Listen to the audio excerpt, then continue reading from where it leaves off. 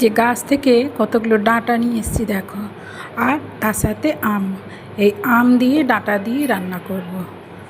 তার আগে আমার চুলটা, ডাঁটা পাড়তে দিয়ে আমার চুলটার কী অবস্থা, চুলটা ঠিক করে নিয়েছি। তারপরে চলো বন্ধুরা, ডাঁটা দিয়ে আম দিয়ে আজকে একটা সুন্দর রেসিপি, যেটা আমাদের বাঁকুড়া জেলায় বিখ্যাত। ডাঁটাগুলো প্রথমে ভালো করে ধুয়ে নেব।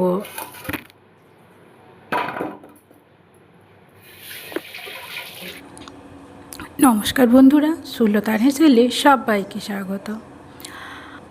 আমার এই ডাঁটা রেসিপিটি যদি তোমাদের ভালো লাগে তাহলে প্লিজ চ্যানেলটিকে সাবস্ক্রাইব করে দিও, আর হ্যাঁ, একটা কমেন্ট করতে ভুলো না যেন। আর পারলে একটা লাইক দিয়ে দিও, তাহলে সবার কতটা তোমাদের ভালো লাগলো বুঝতে পারবো। দেখো, ডাঁটাগুলো না গায়ে প্রচুর নোংরা ধুলো থাকে, তার জন্য এভাবে জল দিয়ে ধুয়ে নিয়েছি। আগে আমি আরেকবার ধুয়েছি, তারপর ডাঁটা আঁশটা তুলে নেব ঠিক এইভাবে। দেখেছ, একটু এই আম দিয়ে ডাঁটার যে রেসিপিটা, সেটা ডাঁটাগুলো একটু মোটা মোটা হলেই ভালো হয়।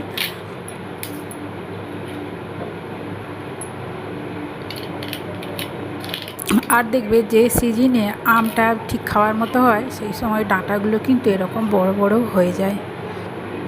তাই আম আর ডাঁটার এই সুন্দর রেসিপিটি কিন্তু ভাত রুটি দিয়ে দারুণ লাগে মতো হয়, সেই সময় ডাঁটাগুলো কিন্তু এরকম বড় বড় হয়ে যায়। তাই আম আর ডাঁটার এই সুন্দর রেসিপিটি কিন্তু ভাত রুটি দিয়ে দারুণ লাগে। তো চলো, রান্নাঘরে আমি চলে এসেছি। কড়াই তেল দিয়ে প্রথমে আমি ডাঁটাগুলোকে ভেজে নেব। আর হ্যাঁ, সর্ষের তেল দিয়ে রান্না করব। ডাঁটাগুলোকে আমি 2 মিনিট নেড়ে দিচ্ছি নুন আর হলুদ দিয়ে।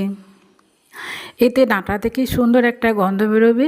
এইভাবে ভেজে ডাঁটা রান্না করলে যে কোনো তরকারিতে খুব সুন্দর ডাঁটার একটা সুগন্ধ বের হয়। তারপর আবারও আমি তেল দিয়ে দিলাম, তারপর পাঁচফোড়ন দিয়ে দিলাম আর একটা শুকনো লঙ্কা। শুকনো লঙ্কাটা ভাজার পরে আমি কুচি করে রাখা ওই যে আমগুলো কুচি করেছি, তারপর একটা পেঁয়াজ দিয়ে দিয়েছি। আম আর পেঁয়াজকে ভালো করে ভেজে তারপর জিরা, হলুদ আর নুন দিয়ে ভালো করে কষিয়ে নেব। মশলাটা খুব ভালো করে কষানো হয়ে গেলে তারপরে জল দিয়ে দিচ্ছি। জল দিয়ে এটা খুব ভালো করে এটা মাখিয়ে নেব। তারপর দেখো, এটা ফুটে গেলে আমি ডাঁটাগুলো দিয়ে দেবো। খুব বেশিক্ষণ ডাঁটাগুলো রান্না করতে হবে না। ডাঁটা ভাজার সময় ডাঁটা হাফ সেদ্ধ হয়ে গেছে। এরপর খুব ভালো করে এটাকে মাখিয়ে এটাকে আমি আরও 5 মিনিট রান্না করে নেব, যাতে আমের টক ভাবটা এই ডাঁটার মধ্যে সুন্দরভাবে ঢুকে যায়। দেখো, আমার ডাঁটা রান্নাটা হয়ে গেছে। এটাকে আর একটু শুকনো শুকনো করে নেব, আর তার জন্য সামান্য একটু চিনি দিয়ে দিচ্ছি। আমগুলো মানে টক আছে, তাই ডাঁটাটা খুব টক টক লাগবে। আর যদি না চাও তাহলে নাও দিতে পারো।